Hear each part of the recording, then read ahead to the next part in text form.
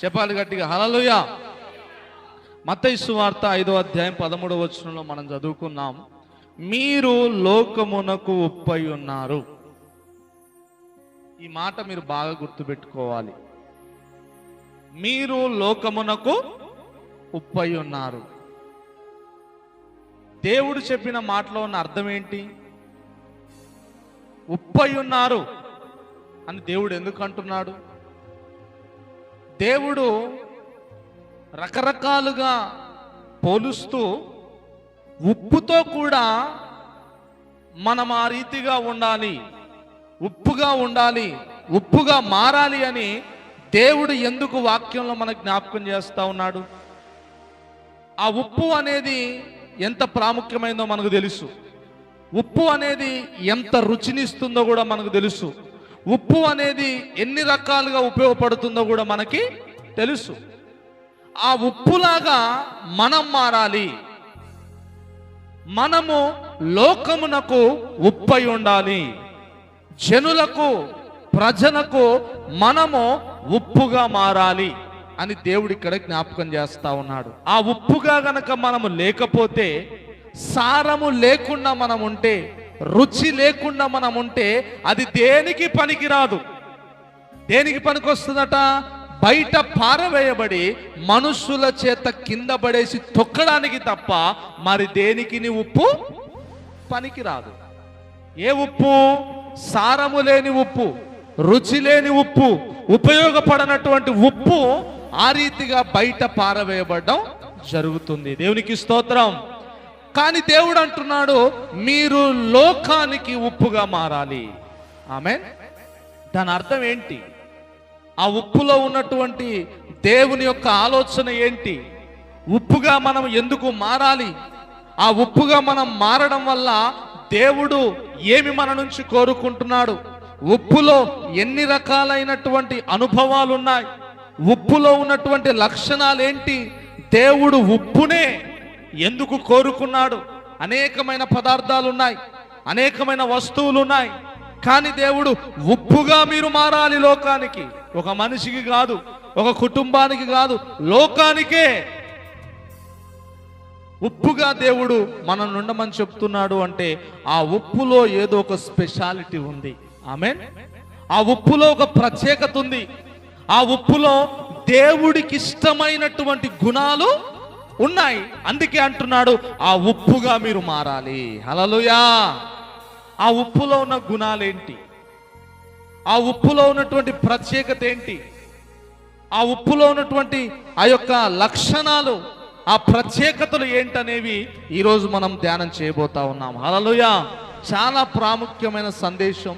ఎవరు కూడా ఇటు అటు తిరగొద్దు, బయటికి వెళ్ళొద్దు. ఒక్క 40 నిమిషాల లోపే మ్యాక్సిమం నేను వాక్య సందేశాన్ని ముగించడానికి ప్రయత్నం చేస్తాను. దేవునికి స్తోత్రం. చూడండి, మనం చదువుకున్నాం, మనము లోకమునకు ఉప్పుగా ఉండాలి. ఆమె చెప్పాలి అందరూ. ఎలా ఉండాలి? ఉప్పుగా ఉండాలి. మీ పక్కన వాళ్ళకి షేక్ హ్యాండ్ ఇచ్చి చెప్పండి నాతో పాటు, మీరు లోకానికి ఉప్పై ఉన్నారు. చెప్పండి నాతో పాటు, మీరు లోకానికి ఉప్పై ఉన్నారు. మా స్టీఫెన్ పాల్ గారికి ఎవరు లేరు, నేనే చెప్తా. మీరు లోకానికి ఉప్పై ఉన్నారు. కొంచెం ముఖంలో ముఖం పెట్టి చూసి చెప్పండి, నా వైపు తిరగండి. చెప్పండి, మీరు లోకానికి ఉప్పై ఉన్నారు. హల్లెలూయా. ఎవరట? ఎవరు చెప్పండి? ఎవరు? మనమే. మనము ఉప్పుగా ఉన్నామా?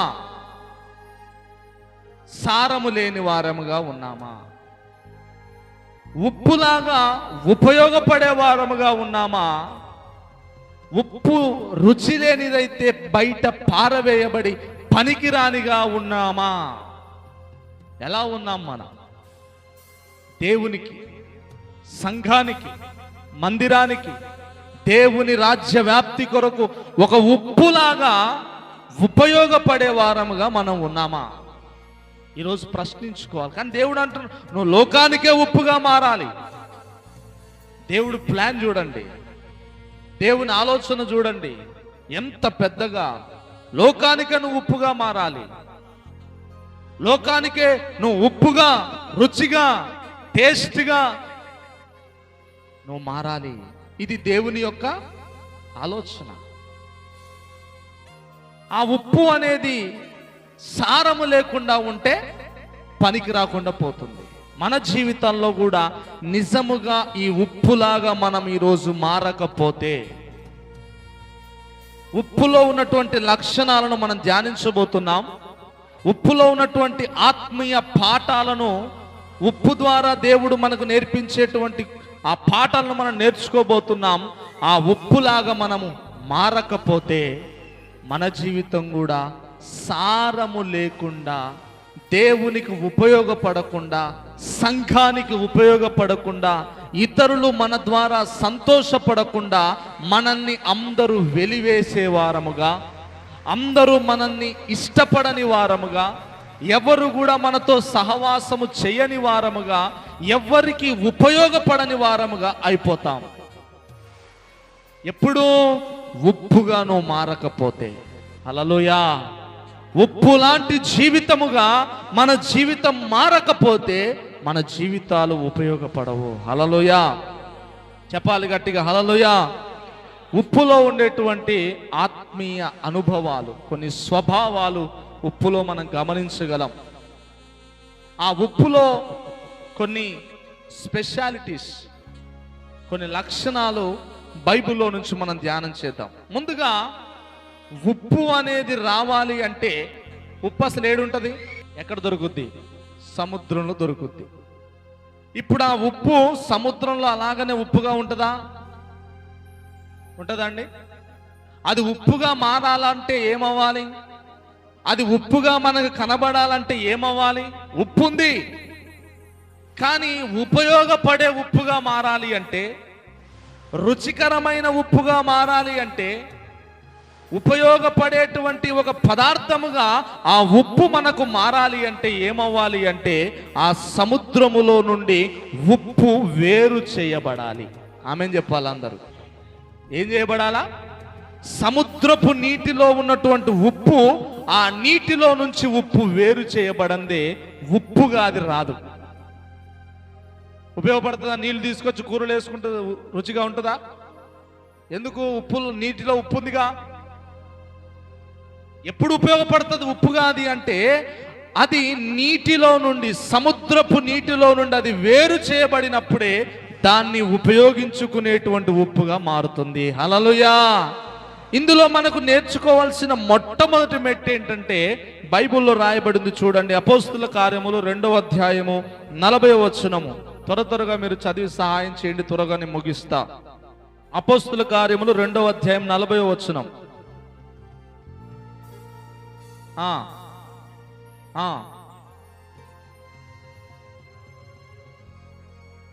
చాలండి, అందరు నా వైపు చూడండి. ఇక్కడ మనం ఏం నేర్చుకుంటున్నాం? ఉప్పుగా మనం లోకానికి మారాలి. మనము లోకానికి ఉప్పుగా ఉండాలి. మనము నిజముగా లోకానికి ఉప్పుగా మారాలి అంటే, బైబిల్లో మనం చదువుతున్నాం. అపోస్తులుడైన పౌలు అపోస్తుల కార్యంలో మనం చదువుతున్నాం, మీరు ముందుగా ఈ లోకములో నుండి వేరు చేయబడాలి. హల్లెలూయా, చెప్పాలి. ఏం చేయబడాలి? మనము కూడా ఉప్పుగా మారాలి అంటే, ఇతరులకు ఉపయోగపడేటువంటి వారముగా మారాలి అంటే, ఈ లోక సంబంధమైన వాటిలోనే ఉంటే నువ్వు లోకానికి ఉప్పుగా మారలేవు. ఆమేన్. నువ్వు లోకానికి ఉప్పుగా ఎప్పుడు మారుతావు? నీ ద్వారా 10 మంది ఎప్పుడు సంతోషిస్తారు? నిన్ను బట్టి నీ పిల్లలు, వాళ్ళ పిల్లలు, మా తాత, మా ముత్తాత ఇలా ప్రార్థన చేసేవారు, ఇలా భక్తి చేసేవారు, దేవుడి కొరకు ఇలా బ్రతికేవారు. ఇంకొంతమంది సాక్ష్యాలు వింటా ఉంటాం, మా నాన్నంత దరిద్రుడు లేడు, మా తాత అంత మూర్ఖుడు లేడు, మా కోసం ఏం సంపాదించలేదు, ఎందాక తాగడం, ఎందాక తిరగడం, ఎందాక జీవితాలను నాశనం చేసుకున్నారు. వారు జీవితాలు ఎలాగున్నాయి? కొంతమంది ఏమో ఉప్పుగా రుచికరంగా ఉన్నాయి, కొంతమంది ఏమో పనికిరాని జీవితాలుగా ఉన్నాయి. దేవునికి స్తోత్రం. మన జీవితాలు కూడా ఉపయోగపడే జీవితాలుగా మారాలి అంటే, మన పిల్లలు, వాళ్ళ పిల్లలు మన గురించి మంచి సాక్ష్యం చెప్పాలి అంటే, ముందు మనము లోకములో నుండి వేరు చేయబడాలి. ఆమేన్. ఏం చేయబడాలి? లోక సంబంధమైన వాటిలో నుండి మనం వేరు చేయబడాలి, సపరేట్ అవ్వాలి. ఆ ఉప్పు ఉపయోగపడాలి అంటే, ఉప్పుగా అది బయటికి రావాలి అంటే, ఆ సముద్రములో ఉన్న నీటిలో నుండి ఉప్పు వేరు చేయబడాలి. హల్లెలూయా. నీ జీవితములో కూడా దేవుని కార్యాలు జరగాలి అంటే, నిన్ను బట్టి అనేకులు ఆశీర్వదించబడాలి అంటే, నీ మాట ద్వారా, నీ ప్రవర్తన ద్వారా, నీ క్రియల ద్వారా కొంతమంది దేవుని యొద్దకు రావాలి అంటే, నీవు ఉప్పుగా మారాలి అంటే వేరు చేయబడాలి. ఆమేన్. నువ్వు వేరు చేయబడాలి. అందుకే దేవుడు అంటాడు ప్రకటన గ్రంథంలో, ఉంటే చల్లగానైనా ఉండు, లేకపోతే వెచ్చగానైనా ఉండు, అటొక్కాలు ఇటొక్కాలు వేస్తే నా నోట్లోకి వెళ్ళి నేను ఉమ్మి వేస్తా. నువ్వు ఉప్పుగా మారాలని దేవుడి కోరిక.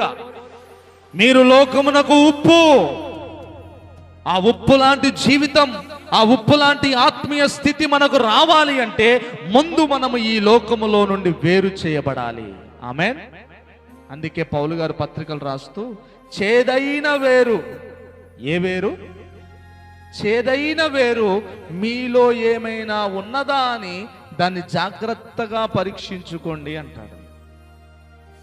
లోకములో నుంచి వేరు చేయబడకుండా, ఇంకా ఈ లోక సంబంధమైన ఆశలలో నుండి వేరు చేయబడకుండా, ఈ లోక సంబంధమైన ఆచారాల నుండి వేరు చేయబడకుండా, ఈ లోక సంబంధమైన అలవాట్లలోకి వెళ్ళి వేరు చేయబడకుండా, ఏదైనా చేదైన వేరు నీలో ఏమైనా ఉందేమో జాగ్రత్తగా చూసుకో అంటాడు పౌలు గారు. దేవునికి స్తోత్రం.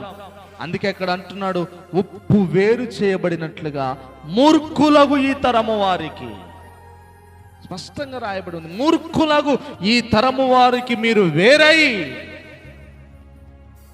అప్పుడే రక్షణ, అప్పుడే దేవుని కార్యాలు, అప్పుడే దేవుని మహిమ, అప్పుడే దేవుని ఆత్మతోనూ నింపబడతాం. హల్లెలూయా. ఎందుకు దేవుని ఆత్మతోనూ నింపబడట్లేదు? ఎందుకు నీ జీవితంలో దేవుని కార్యాలు జరగడం లేదు? ఎందుకు నువ్వు కన్నీరు గారుస్తున్నావు కానీ నీ కన్నీరు దేవుడు ఎందుకు చూడట్లేదు? ఇంకా నీలో ఏదో చేదైన వేరుంది. నువ్వు వేరు చేయబడట్లేదు. నాకు అది కావాలి, ఇది కావాలి, పూర్తిగా నువ్వు తెగదంపులు తెంచుకోవట్లేదు. అందుకే అక్కడ అంటున్నాడు, మీరు వేరైపోవాలి. ఎందుకు వేరవ్వాలి? చూడండి, కీర్తన గ్రంథము 73వ కీర్తన 25వ వచనం. ఈ లోకానుసారంగా మనం బతకొద్దు. అందరు నా వైపు చూడండి. రిఫరెన్స్ అయిపోగానే అందరు తలలు నా వైపు ఎత్తి చూడాలి. ఒకవేళ నీ గుర్తు లేకపోతే రాసుకోవాలి. తీయడం లేట్ అయిపోయింది అనుకో, మళ్ళీ ఆ వాక్యం దొరకదు గనక మనం రాసేసుకొని తర్వాత మనం దాన్ని ధ్యానించాలి. ఇక్కడ అంటున్నాడు, లోకములో ఏదియు నాకు అక్కరలేదు. ఈ ఆలోచన మనం కలిగి ఉండాలి. ఆమేన్. ఏం ఆలోచన కలిగి ఉండాలి? దేవుడు నాకున్నాడు, నన్ను రక్షించిన దేవుడున్నాడు, నన్ను కాపాడే దేవుడున్నాడు, నన్ను పోషించే దేవుడున్నాడు, అన్ని విధాలుగా నాకు సహాయం చేసే దేవుడున్నాడు గనక నాకు లోకములోనిది ఏదియూ అక్కరలేదు. ఆమేన్. మనము చెప్పగలగాలి. అప్పుడే ఉప్పుగా మనం మారడానికి అడుగులు వేయబడతాయి. హల్లెలూయా. లోకములో నాకు అవసరం లేదు. ఏముంది లోకములో? లోకములో ఏముంది? కొరింథీ పత్రికలో రాయబడి ఉంది. పత్రికల్లో పౌలు గారు అంటాడు, లోకములో ఉన్నదంతయు శరీరాశ, నేత్రాశ, జీవపు డంబము, ఇవన్నీ కూడా లోకములో ఉన్నాయి. ఇప్పుడు ఈ లోకము నుండి మనం ఏం చేయాలి? వేరు చేయబడాలి. ఆమేన్. వేరు చేయబడాలి. నువ్వు వేరు చేయబడతావో, ఎప్పుడైతే నువ్వు వేరుగా మారతావో దేవుణ్ణి నువ్వు విడిచిపెట్టావు. ఎప్పుడైతే నువ్వు వేరు చేయబడతావో నీ జీవితము రుచికరంగా మారడం ప్రారంభిస్తుంది.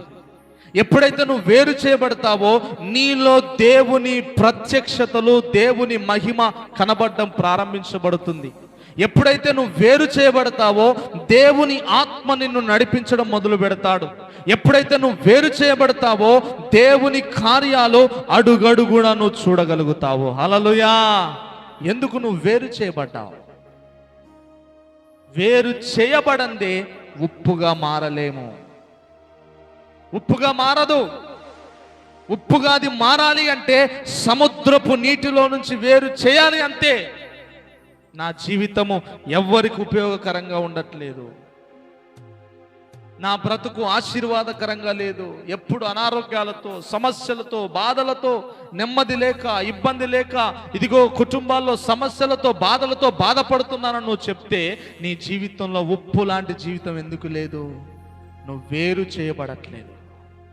ఈరోజు దేవుడు జ్ఞాపకం చేస్తున్నాడు, నువ్వు వేరు చేయబడాలి. ఎప్పుడైతే వేరు చేయబడతావో దేవుని కార్యాలు నీ జీవితంలో జరుగుతాయి. హల్లెలూయా. యోహాను సువార్త 14వ అధ్యాయం 17వ వచనం చదువుకుందాం. బైబిల్ టక్క తీసి చదవడం నేర్చుకోండి. రెండోది, నువ్వు బైబిల్ ఎప్పుడైతే తీయడం ప్రారంభిస్తావో ఆ బైబిల్లో ఉన్న వాక్యము నిన్ను వెలిగించడం ప్రారంభిస్తుంది. హల్లెలూయా. కాబట్టి బైబిల్ తీసి చదవడం అనేది నేర్చుకోవాలి. ఇక్కడ అంటున్నాడు, లోకము ఆయనను చూడదు కనుక ఆయనను పొందనేరదు. ఎవరంటున్నారు ఈ మాట? ఎవరంటున్నారండి? యేసయ్య అంటున్నాడు. ఇప్పుడు ఎవరైతే లోకములో నుండి వేరు చేయబడరో వారు దేవుణ్ణి చూడలేరు. ఎవరైతే లోకములో ఉంటున్నారో వారు ఆయనను పొందలేరు. అర్థమైందా? యేసు ప్రభు స్పష్టంగా చెప్తారు, లోకము ఆయనను చూడలేదు, లోకము ఆయనను పొందనేరదు. హల్లెలూయా. లోకం అంటే ఎవరైతే వేరు చేయబడకుండా లోకములోనే ఉంటారో వారు ఎంత ప్రార్థన చేసినా దేవుని చూడలేరు. ఎందుకు? లోకం ఆయనను చూడలేదు. నువ్వు లోకములో నుండి ఎప్పుడైతే వేరు చేయబడతావో దేవుని ముఖ దర్శనం నువ్వు చేసుకుంటావు. హల్లెలూయా. చెప్పాలి గట్టిగా, హల్లెలూయా. మొదటివాడు కడపటివాడు మృతుడై బ్రతికి నిరంతరము నివసించే ఆ దేవుణ్ణి మనము చూడాలి అంటే లోకములో నుండి వేరు చేయబడాలి. ఆమేన్. ఎందుకు చూడలేకపోతున్నావు దేవుణ్ణి? ఆయన ముఖ దర్శనము నీకు ఎందుకు కలగట్లేదు? ఆయన నీ తండ్రి కాదా? ఆయన బిడ్డవు నువ్వు కాదా? ఆయన నీ కొరకు రక్తం కార్వలేదా? నాకు మొరపెట్టు నేను నీకు ఉత్తరం ఇస్తానని దేవుడు చెప్పలేదా? హృదయ శుద్ధి గలవారు దేవుణ్ణి చూస్తారని దేవుడు చెప్పలేదా? నన్ను అడుగు నేను నీకు తోడుగా ఉంటానని దేవుడు చెప్పలేదా? నీ చెయ్యి పట్టుకొని నేను నడిపిస్తానని దేవుడు చెప్పలేదా? నేను నీతో మాట్లాడతానని చెప్పలేదా? ఇన్ని వాగ్దానాలు చేసిన దేవుడు, ఆ దేవుణ్ణి నువ్వు ఎందుకు చూడలేకపోతున్నావు? లోకము ఆయనను చూడనేరదు. నీలో లోకముంటే, లోక సంబంధిగా నువ్వు ఉంటే, లోకములో నుండి నువ్వు వేరు చేయబడకపోతే దేవుణ్ణి నువ్వు చూడలేవు. అంత మాత్రమేనా? ఆయనను పొందలేరు కూడా. ఎందుకు దేవుని నడిపింపు నీకు ఉండట్లే? ఎందుకు దేవుని సన్నిధితో నువ్వు నింపబడట్లేదు? ఎందుకు దేవుని ఆత్మతో నువ్వు నడిపించబడట్లేదు?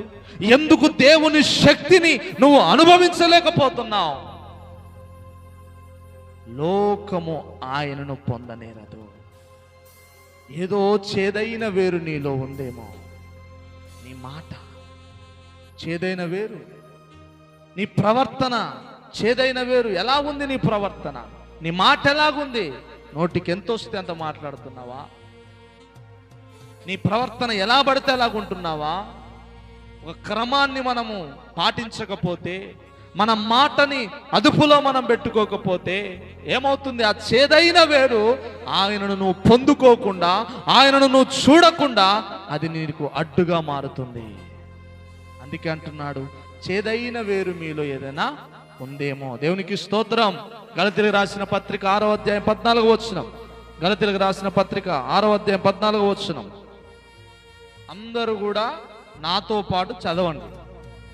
అయితే మన ప్రభువు అయిన యేసుక్రీస్తు శిలువయందు తప్ప మరి దేని యందును అతిశయించుట నాకు దూరమవునుగాక.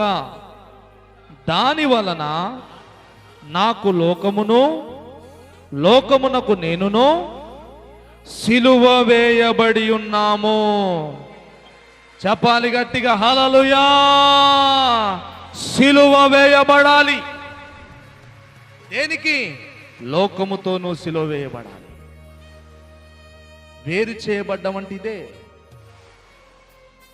డబ్బుందని అతిశయం, ఏమండి, ఉద్యోగం ఉందని అతిశయం, ఆస్తులు ఉన్నాయని అతిశయం, రకరకాలైనటువంటి నా కులాన్ని బట్టి అతిశయం, పేరును బట్టి అతిశయం, వయస్సును బట్టి అతిశయం, నానా రకాలైన వాటిని బట్టి మనిషి అతిశయిస్తూ ఉంటాడు. కానీ దేవుణ్ణి నువ్వు చూడాలి అంటే, దేవుణ్ణి నువ్వు పొందాలి అంటే, దేవుని కార్యాలు నీ జీవితంలో జరగాలి అంటే పౌలు గారు అంటూ ఉన్నాడు, సిలువ యందు తప్ప మరి దేని యందు నేను అతిశయించను. హల్లెలూయా. మరి దేనిని బట్టి నేను అతిశయించను? యేసు ప్రభువును బట్టి నేను సున్నా. నాకెన్నున్నా, నాకెంతున్నా, నాకెవరున్నా నేను జీరో. నా అతిశయం యేసయ్య సిలువ, నా అతిశయం ఆయన సిలువ త్యాగం, నా అతిశయము, నా ధైర్యము, నా నిరీక్షణ, నాకున్నటువంటి గొప్ప బలం ఆయన సిలువ మాత్రమే.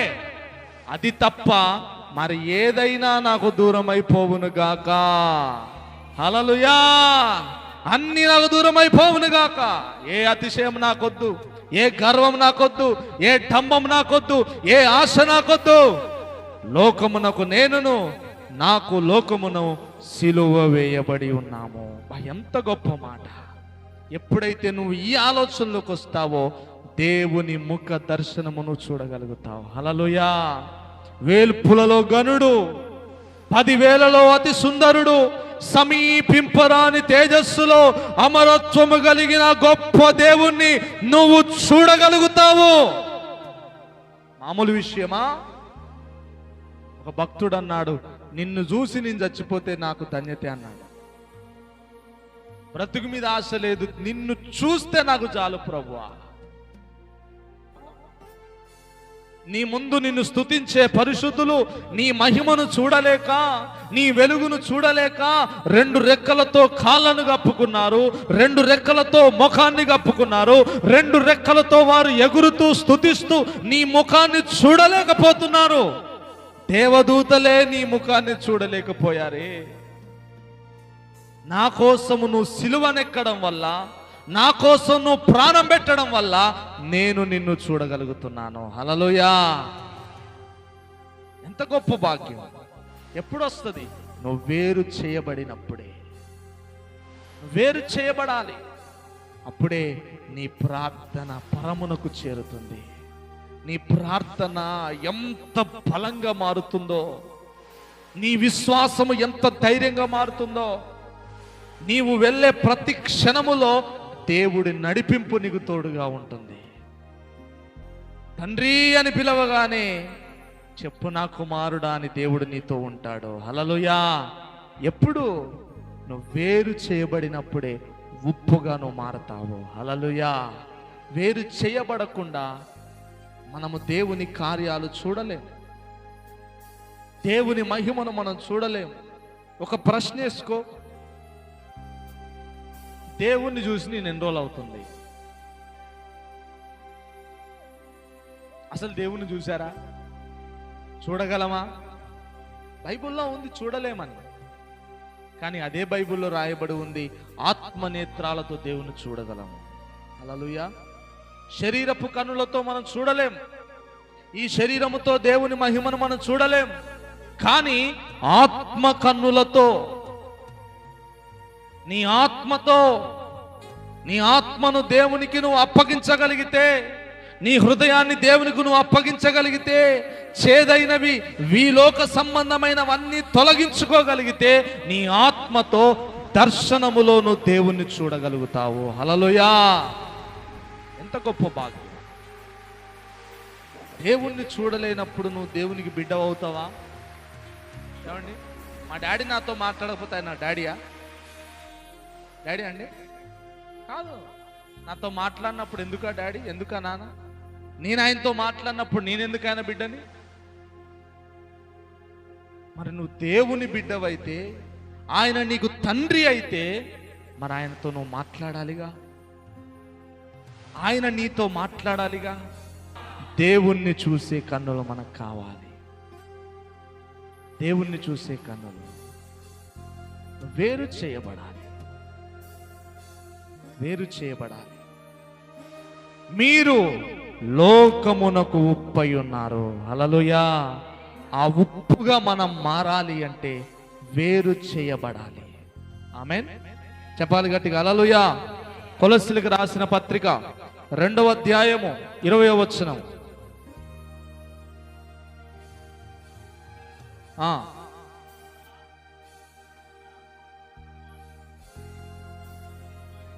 చాలండి, ఒక్క నిమిషం అందరు నావచ్చు. ఎంత అద్భుతమైన మాటలు చూడండి.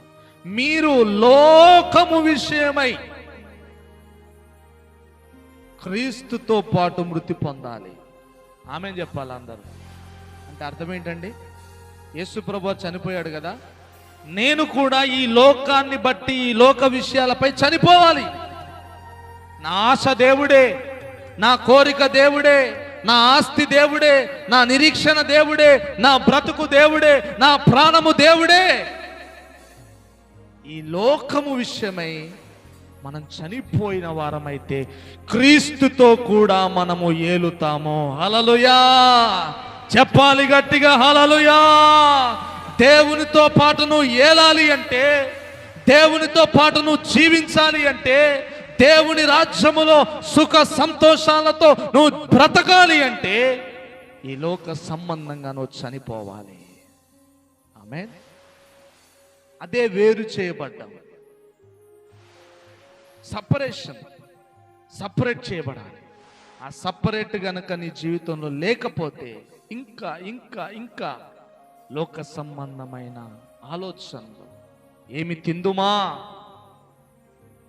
ఏమి త్రాగుదుమా, ఏమి ధరించుకుందామా అంటే పుట్టకోటి కోసం, తిండి కోసం, డబ్బుల కోసం పరిగెత్తేవారు, దేవుణ్ణి దూరం చేసుకునేవారు. కానీ ఇక్కడ దేవుడు అంటున్నాడు వాక్యం ద్వారా, మీరు క్రీస్తుతో పాటు ఈ లోకం విషయమై చనిపోవాలి. ఆమేన్. అప్పుడు దేవుని పునరుద్ధాన శక్తి నీలో రగులుకుంటుంది. హల్లెలూయా. దేవుని మహిమ నీ జీవితంలో కనబడుతుంది. నీ కుటుంబములో దేవుని సంతోషం కనబడుతుంది. నువ్వు చేసే ప్రతి ప్రార్థనకు పరలోకము తెరవబడుతుంది. నువ్వు చేసే ప్రతి పనిలో దేవుడు జయాన్ని ఇస్తాడు. నువ్వు వెళ్ళే ప్రతి మార్గంలో దేవుడు నీకు తోడై ఉంటాడు. దేవుడే నీకు ప్రాణం. ఆమేన్. అలా దేవుడు నీతో పెనవేసుకుని పోయి నీలో నివసిస్తా ఉంటాడు ఆయన. హల్లెలూయా. ఎంత గొప్ప అనుభవం. ఇవన్నీ పక్కన పెట్టి, ఈ గొప్ప కృపను పక్కన పెట్టి, వేరు చేయబడ్డానికి ఇష్టపడక మనము చాలా ఆశీర్వాదాలను పోగొట్టుకుంటున్నాం. సిలువ వేయబడాలి. లోకముతో నీవు లోకముతో సిలువ వేయబడిన వారముగా మనం మారాలి. హల్లెలూయా. ఉప్పుగా మారాలి అంటే ఉప్పు ముందుగా సముద్రంలోకి వెళ్ళి వేరు చేయబడాలి. మనము కూడా దేవుని బిడ్డలంగా మారాలి అంటే, దేవుని మహిమను చూపించే వారంగా మారాలంటే, ఒక రుచికరమైన, సువాసనకరమైన, అనేకులకు ఉపయోగపడేటువంటి జీవితము కలిగిన క్రైస్తవులముగా మనం మారాలి అంటే, ఈ లోకమనే ఈ క్రియలలో నుండి, ఈ సాతాను యొక్క అలవాట్లలోకి వెళ్ళి వేరు చేయబడాలి. ఆమేన్. వేరు చేయబడినప్పుడు నీ జీవితము ఆశీర్వాదకరంగా మారుతుంది. ఆమేన్. డబ్బుంది కానీ సంతోషం లేదు. ఎందుకు? వేరు చేయబడలే. అందరూ ఉన్నారు, తృప్తి లేదు, వేరు చేయబడట్లే. ప్రార్థన చేస్తున్నావు, జవాబు రావట్లే. ఎక్కడో నువ్వు లోకంలోనే ఉన్నావు, అందుకే నీ ప్రార్థనకు దేవుడు జవాబు ఇవ్వట్లే. పరిస్థితుల్లో కొట్టుమిట్టాడిపోతున్నావు. నీ జీవితాన్ని బట్టి ఎవ్వరూ సంతోషంగా పడట్లే. నీ మాటలను బట్టి, నీ క్రియలను బట్టి. అటువంటి వాళ్ళతో మాట్లాడే కంటే మాట్లాడకుండా ఉండడం మంచిది. అటువంటి వాళ్ళతో సహవాసం చేసే కంటే చేయకుండా ఉండడం మంచిది. వాళ్ళ ఇంటికి పోవడం కంటే పోకుండా ఉండడం మంచిది. ఆమె నోట్లో నోరు పెట్టడం కంటే పెట్టకుండా ఉండడం మంచిది. ఇటువంటి మాటలన్నీ మనల్ని బట్టి అనేకులు మాట్లాడుతున్నారంటే ఇంకా నువ్వు వేరు చేయబడలే. అందుకే మీలో ఏదైనా ఉందేమో ఆలోచించండి. చేదైన వేరు, పులిసిన ముద్ద చిన్నదే, ఏం చేస్తుందండి? పిందంతటిని ములుగు చేస్తుంది. పుల్లటి ఏమండి పులుపు కొంచెం వేస్తే ఏమవుతుంది? పాలన్నీ దిగిపోతాయి. ఆ చేదైన వేరు ఒక్కటే కదా, మెల్లగా మెల్లగా. కానీ కొంతమందికి సినిమా పిచ్చి, కొంతమంది సీరియళ్ళ పిచ్చి ఏమండి, ఇంకొంతమందికి ఏమండి బంగారం వేసుకోవాలి పిచ్చి, ఇంకొంతమందికి సెల్ ఫోన్ పిచ్చి ఏమండి, ఇంకొంతమందికి నాకు మా ఆయన లేకపోయినా బాగాలేదు, నా కొడుకుంటే ఏడున్నాడు 24 గంటలు పిల్లలే, ప్రార్థన వద్దు, భక్తి వద్దు, మందిరం వద్దు. కొంతమందికి ఆరోగ్యం బాగాలేదు, ఇవాళ పోకపోయినా పర్లే, చర్చికి కడుపులు నొప్పి వస్తుంది, పోకపోయినా పర్లే, అమ్మో కింద కూర్చోలేను, నేను టైం అయిపోయింది ఇప్పుడు పోను. ఆరోగ్యం అంటే పిచ్చి, చూసుకోవాలి, సుఖపెట్టాలి దీన్ని.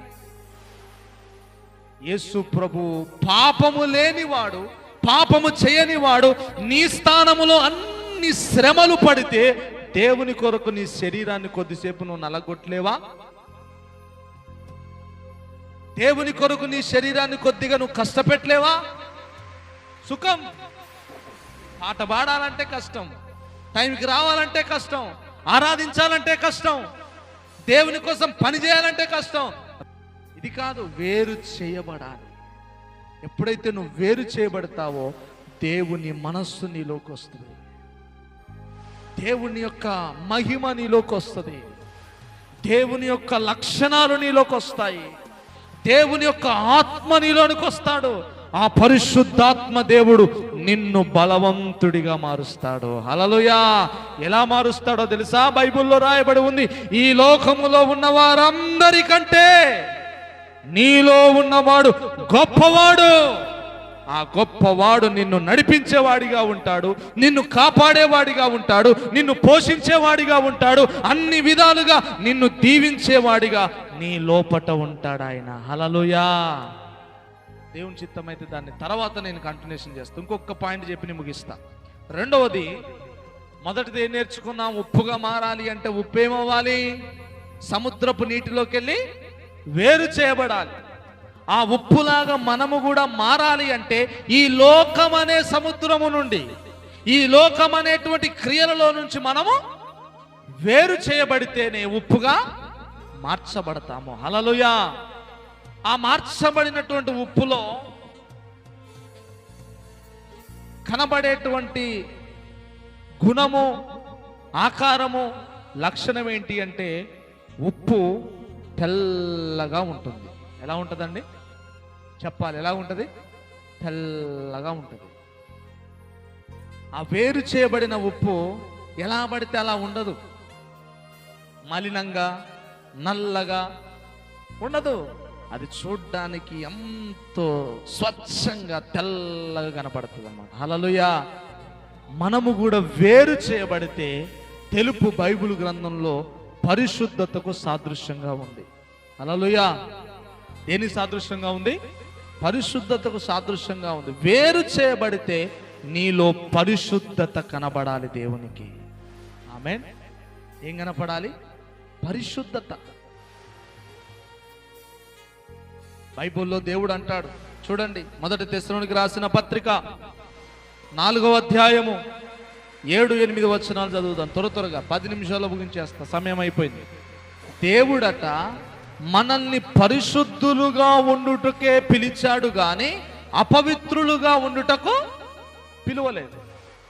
వేరు చేయబడితే, వేరు చేయబడిన నీలో దేవుని పరిశుద్ధత కనబడాలి. హల్లెలూయా! బామ్మ చాలా పరిశుద్ధురాలండి, చాలా నిష్టగా ఉంటుందండి. ప్రార్థన అంటే చాలా చాలా భక్తి, ఉపవాసం అంటే చాలా భక్తి, దేవుని సన్నిధి అంటే చాలా ఎంతో పరిశుద్ధత, ఎంతో నిష్ట. ఈ సాక్ష్యం ఉందా నీకు? ఈ సాక్ష్యం ఉందా నీకు? అపవిత్రుడుగా ఉండటకు టైంకి రాదండి, ఎటబడతట్లు వస్తుందండి, ఎటబడతట కూర్చుంటుందండి, ఊకే బయటికి లోపలికి తిరుగుతూ ఉంటుందండి. ఆయన టైంకి రాడండి, మళ్ళీ అన్ని పెద్ద పెద్ద మాటలు మాట్లాడతాడండి. పరిశుద్ధత లేదు. దేవుడు అంటాడు ఫిలిప్పీ పత్రిక, నేను పరిశుద్ధుడనై ఉన్న ప్రకారము మీరును పరిశుద్ధులై ఉండాలి. వేరు చేయబడిన ఉప్పు తెల్లగా ఉండాలి. నేను వేరు చేయబడ్డాను నల్లగా ఉందనుకో, అది వేరు చేయబడలే. నువ్వు వేరు చేయబడితే, నిజంగా నువ్వు లోకములో నుంచి వేరు చేయబడితే నీలో దేవుని పరిశుద్ధత కనబడాలి. హల్లెలూయా. నీ మాటలో మృదుత్వం కనబడాలి.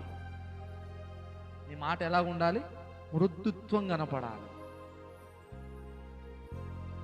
నీ క్రియల్లో దేవుని యొక్క లక్షణాలు కనబడాలి. అప్పుడు నీవు లోకానికి ఉప్పుగా మార్చబడతా ఉంటావు. హల్లెలూయా.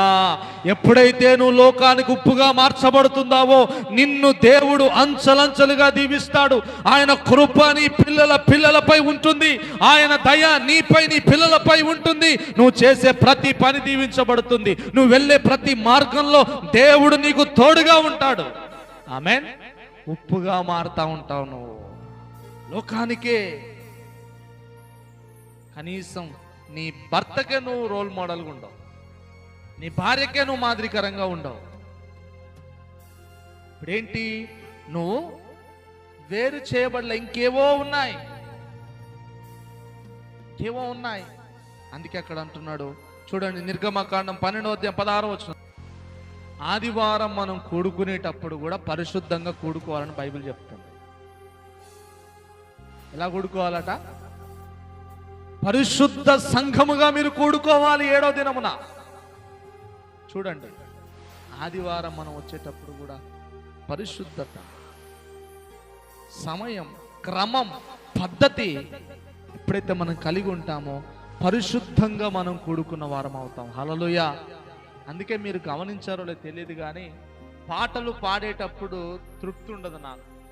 నీకు ఎలా ఉంటుందో నాకు తెలియదు కానీ పాటలు పాడేటప్పుడు ఎప్పుడు ముగిస్తారా బాబు పాటలు? ఎందుకు?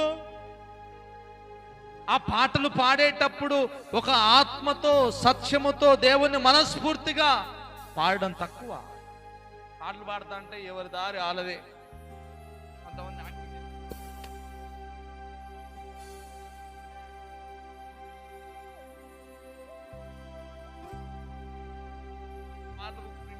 కానీ చూసేన వాడొచ్చని అది లేదు. కావండి, నేర్చుకోవాలి. పాడిన పాటలే కదా. ఒక్క పాట నీ నోటికి రాకపోతే ఎట్లా? వచ్చిన పాటని నువ్వు స్వరమెత్తి పాడకపోతే ఎట్లా?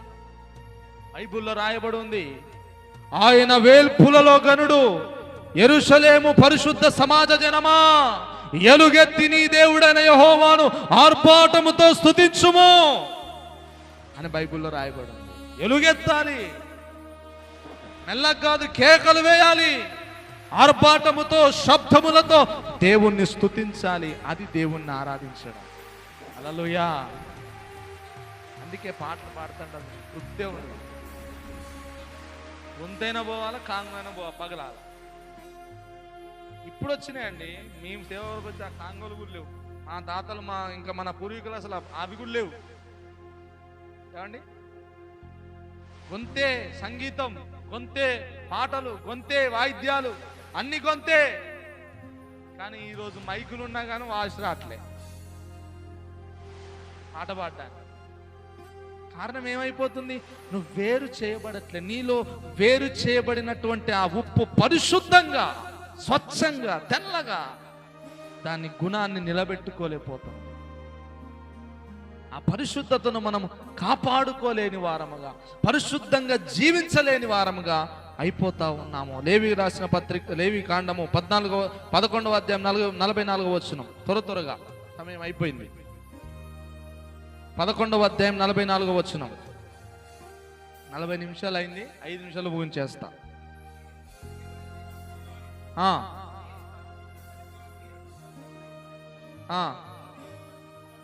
బాబా చూడండి ఏమంటండి? మిమ్మల్ని మీరు పరిశుద్ధపరచుకోండి. ఏమంటండి? ఏమంటుండ్రా? నేను పరిశుద్ధపరుస్తా అంటలేడు దేవుడు. మీరు మిమ్మల్ని మీరు పరిశుద్ధపరచుకోండి. పరిశుద్ధపరచుకోవడం అంటే వేరు చేసుకోవాలి మనల్ని మనం. అప్పగించుకోవాలి మనల్ని మనం. మనలో ఉన్నటువంటి వాటి పాపాలన్నిటిని ఒప్పుకొని దేవుని సన్నిధిలో మనల్ని మనం కడుక్కోవాలి. అప్పుడు మనం పరిశుద్ధపరచబడతాము. హల్లెలూయా చెప్పాలి గట్టిగా, హల్లెలూయా. చూడండి మత్తయి సువార్త 27వ అధ్యాయము 52వ వచనం. చాలండి, అందరూ ఒకసారి దేవుని స్తోత్రం చెప్దామా? చూడండి, యేసు ప్రభు వారు ఒక మాట చెప్తున్నాడు. యేసు ప్రభు రాకడొచ్చినప్పుడట, యేసు ప్రభు పిలిచినప్పుడట, యేసు ప్రభు వారి యొక్క సమయం వచ్చినప్పుడట, నిద్రించినటువంటి పరిశుద్ధుల యొక్క శరీరాలు మాత్రమే లేస్తాయి. హల్లెలూయా. ఎవరైతే పరిశుద్ధతను కాపాడుకుంటారో, ఎవరైతే పరిశుద్ధంగా జీవిస్తారో, వారు చచ్చిపోయిన తర్వాత, సమాధి చేయబడిన తర్వాత ఆ పరిశుద్ధులైన వారి శరీరాలే ముందుగా తిరిగి లేస్తాయి. హల్లెలూయా. పరిశుద్ధంగా లేకపోతే నీ దేహము, నీ శరీరము లేపబడదు. అందుకే పరిశుద్ధంగా మనం జీవించాలి. హల్లెలూయా. మొదటి కొరింథీయులకు రాసిన పత్రిక 1వ అధ్యాయం 2వ వచనం. చాలండి, అబ్బా ఎంత గొప్ప మాటలు చూడండి. ఏంటట? పరిశుద్ధులుగా ఉండుటకు పిలువబడిన వారు. మన అపవిత్రులం కాదండి, పాపులం కాదండి. ఎవరు ఎన్ననుకున్నా వాక్యములో రాయబడి ఉంది, నువ్వు పరిశుద్ధంగా ఉండుటకు పిలువబడ్డావు, ఆశీర్వాదకరంగా ఉండుటకు పిలువబడ్డావు, దేవుని రాజ్యములో ఆయన వారసుడిగా ఉండుటకు పిలువబడ్డావు. నీ స్థితి ఏదైనా, నీకు డబ్బున్నా లేకపోయినా, అంతస్తున్నా లేకపోయినా, చదువున్నా లేకపోయినా, దేవుని దృష్టిలో నువ్వు పరిశుద్ధంగా ఉండుటకు పిలువబడ్డావు. హల్లెలూయా. నువ్వు దేవుని కొరకు నిన్ను నువ్వు అప్పగించుకుంటే నీ కుటుంబాన్ని ఆయన కడతాడు, నీ జీవితాన్ని దేవుడు ఆశీర్వదిస్తాడు, నీ పిల్లలపై దేవుడి కృప ఉంటుంది, నీవు చేసే పనిలో దేవుడు దయ ఉంటుంది, నువ్వు చేసే ప్రతి ప్రయత్నములో కూడా దేవుడు విజయాన్ని ఇస్తాడు. హల్లెలూయా. ఎప్పుడు నువ్వు వేరు చేయబడాలి, నిన్ను నీవు దేవునికి అప్పగించుకోవాలి, నీ హృదయాన్ని దేవునికి అప్పగించుకోవాలి, నీ ఆత్మను దేవుని చేతికి అప్పగించుకోవాలి. యేసు ప్రభువారు అంటాడు, తండ్రి నీ చిత్తమైతే ఈ గిన్నె నా యొద్ద నుండి తొలగించు. ఆ టైంలో కూడా యేసు ప్రభువారు ఏమంటున్నాడు చూడండి, నీ చిత్తమే. ఎప్పుడైనా అన్నావా? దేవుని చిత్తం అండి, దేవుని చిత్తం. నేను ఇలా శ్రమ పడడం దేవుని చిత్తమేమో, నేను ఇలాగ బాధపడడం దేవుడి చిత్తమేమో, నేను ఇలాగ కొద్దిగా నలగొట్టబడ్డం దేవుడి చిత్తమేమో, నాకు ఈ బాధ కలగడం దేవుడి చిత్తమేమో, ఈ శ్రమ కలగడం దేవుడి చిత్తమేమో, దేవుడి చిత్తమని నేను అనుకుంటున్నా అని ఎప్పుడైనా అన్నావా? కానీ దేవుడు అంటాడు, శ్రమల ద్వారానే మనం పరలోకం వెళ్ళాలి. ఆమేన్. ఎలా వెళ్ళాలండి? శ్రమల ద్వారానే. హల్లెలూయా. పౌలు గారు అంటాడు, నా పరుగు నిన్ను కడముట్టించాలి. కష్టమైన, బాధైన, నిందైన, ఇరుకైన, ఇబ్బందైన, శ్రమైన, ఆఖరికి మరణమైన నా దేవుని ప్రేమ నుండి నన్ను ఏది వేరు చేయలేదు. హల్లెలూయా. నీ ప్రేమ నాకున్నది, నీ కృప నాకున్నది, నీ దయ నాకున్నది కనుక నాకు ఏదైనా సంతోషమే ప్రభువా. హల్లెలూయా. అలాగు వారు అప్పగించుకున్నారు గనుకే ఈరోజు బైబిల్లో వాళ్ళ పేర్లు రాయబడ్డాయి. ఆమేన్. ఈరోజు నువ్వు ఆ సమర్పణ నీలో కూడా ఉంటే రేపటి తరాలు నీ గురించి చెప్పుకుంటారు. ఆమేన్. నీ భక్తి గురించి, నీ త్యాగం గురించి, నీ సమర్పణ గురించి, నీవు జీవించిన జీవితం గురించి, కష్టమైన, ఇరుకైన మా అమ్మమ్మ, మా నానమ్మ, మా తాతలు, మా ముత్తాతలు ఎంత కష్టం వచ్చినా విడిచిపెట్టలే దేవుణ్ణి, సమర్పణను విడిచిపెట్టలే, మందిరాన్ని విడిచిపెట్టలే, ప్రార్థనను విడిచిపెట్టలే, ఉపవాసాన్ని విడిచిపెట్టలే, అన్నిటిని త్యాగం చేసుకున్నారు. ఎంత గొప్ప పరిశుద్ధులు వాళ్ళు. హల్లెలూయా. చాలదండి సాక్ష్యం? కొన్ని తరాలు గుర్తుంటాం, అలాగా కొన్ని తరాలు గుర్తుంటాం. అటువంటి జీవితం మనకు కావాలి. ఎప్పుడైనా చనిపోతాం, ఎలాగైనా చనిపోతాం. కానీ నీ జీవితము ఒక 4 తరాలు గుర్తుండేలాగా నీ బ్రతుకుండాలి. ఆమేన్. 4 రోజులు బ్రతికినా కనీసం ఒక 4 తరాలు గుర్తుండాలి. నీ భక్తి, నీ ప్రార్థన, నీ విశ్వాసం. యేసు ప్రభువారు అంటాడు, నువ్వు కష్టపడుతున్నావు, అన్నిటి వదిలిపెట్టుకున్నావు, బాధపడకు, ఇహమందు పరమందు 100 ఆశీర్వాదాలు నీకు ఆడిస్తా నేను. హల్లెలూయా. దేవుడు అన్యాయస్తుడు కాదండి. పరలోకములో నలగొట్టబడిన నీకే గొప్ప బహుమతి, శ్రమల ద్వారా వెళ్ళిన నీకే బలానమ్మకమైన గొప్ప దాసుడా. హల్లెలూయా. డబ్బున్నోడు వచ్చిండు అనుకో, నువ్వేం చేసినవరా నా కోసం అంటాడు దేవుడు. మంచి శరీరాన్ని సుఖపెట్టినోడు వాడు కూడా దేవుని రాజ్యంలో ఉండొచ్చేమో, కానీ దేవుని కొరకు ఏ శ్రమ పడలే, దేవుని కొరకు ఏ కష్టాన్ని పడలే, దేవుని కొరకు ఏ నిందలు అనుభవించలే, దేవుని కొరకు ఏ త్యాగం చేయలేదు. వాడిని ఏమంటాడంటే, వీడికి ఏ మెప్పు లేదు, వీడికి ఏ బహుమతి లేదు. కానీ ఎవరైతే శ్రమ, బాధ, ఇరుకు, ఇబ్బందులు పడుతున్నారో వారికి దేవుడు ఇహమందును పరమందును 100 ఆశీర్వాదం ఇస్తానని దేవుడు మాటిచ్చాడు. హల్లెలూయా. కొన్నిసార్లు అది నువ్వు పొందకపోవచ్చు, నీ పిల్లలు పొందుతారు ఆశీర్వాదాలు. కొన్నిసార్లు నువ్వు అనుభవించకపోవచ్చు. ఇంత కష్టపడుతున్నా కదా, ఇంత దేవుడు దేవుడు దేవుడు అంటున్నా కదా, ఇంత కష్టమైన దేవుని విడిచిపెట్టట్లే కదా, ఆరోగ్యం సహకరించకపోయినా ఉపవాసాన్ని విడిచిపెట్టట్లే కదా, ఇదిగో నాకు సరైన తిండి లేకపోయినా డబ్బు లేకపోయినా దేవుని కొరకు నేను ఇంత త్యాగం చేస్తున్నా కదా, మరి నాకేంటి ఇంకెప్పుడు నువ్వు అనుకుంటున్నావేమో. ఒకవేళ నువ్వు చూడకపోయినా నీ పిల్లలు వాటిని అనుభవిస్తారు. హల్లెలూయా. దేవుడు అన్యాయస్తుడు కాదు, దేవుడు అన్యాయస్తుడు కాదు. మనం ఆ నిరీక్షణతో బ్రతకాలి. మనం అట్టి నమ్మకంతో ప్రభు కొరకు మనము జీవించాలి. హల్లెలూయా. అప్పుడే మనము లోకానికి ఉప్పుగా మారతాం, లోకానికి ఆశీర్వాదకరంగా మారతాం. నిన్ను చూసిన వారు ప్రభు నమ్ముతారు, నీలాగా బ్రతకాలని కోరుకుంటారు, నీలాగా ప్రార్థన చేయాలని ఆశపడతారు. నేను ఆమెలాగా పని చేయాలండి, దేవుని పని, మేము ఆమెలాగా ప్రార్థన చేయాలండి, నేను ఆమెలాగా పాటలు పాడాలండి, నేను ఆమెలాగా సమర్పణ కలిగి ఉండాలండి, నేను ఆమెలాగా ఆ బ్రదర్ లాగా ఆ సహోదరులాగా నేను బ్రతకాలండి అని కొంతమంది అయినా నీలాగా మారాలి అని ఆశపడాలి. హల్లెలూయా. అప్పుడే నీ జీవితానికి ఒక సార్థకం, నీ బ్రతుక్కి ఒక ధన్యం. లేకపోతే దేవుని దగ్గర నిలబడి తలదించుకొని కనీసం తలెత్తేటువంటి యోగ్యత కూడా లేకుండా ఉంటే అంతకంటే అవమానం ఉంటుందండి.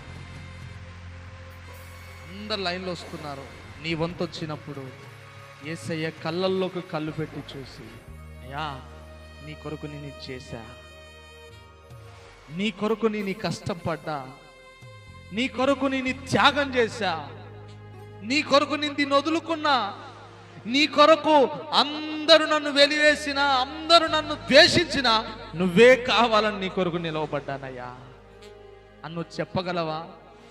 దేవుడి కళ్ళలో కళ్ళు పెట్టి చూసి అలా ఆ ధైర్యం, ఆ భక్తి నువ్వు చేయగలిగితే నీ జీవితము ధన్యమే. హల్లెలూయా. అది నిజమైన భక్తి, అది నిజమైన ఆశీర్వాదకరమైన జీవితం. అట్టి జీవితాలు దేవుడు మనందరికి అనుగ్రహించునుగాక. లోకమునకు మనందరం ఉప్పులాగా ఈ లోకములో నుండి వేరు చేయబడి మనము ఉప్పులాగా పరిశుద్ధత కలిగి తెల్లని స్వచ్ఛమైన మనసులు కలిగి ఉప్పులాగా జీవించుదుముగాక. మిగతా విషయాలు దేవుడి చిత్తమైతే, మిగతా అనుభవాలు మనము తర్వాత మళ్ళీ ఎప్పుడైనా నేర్చుకుందాం.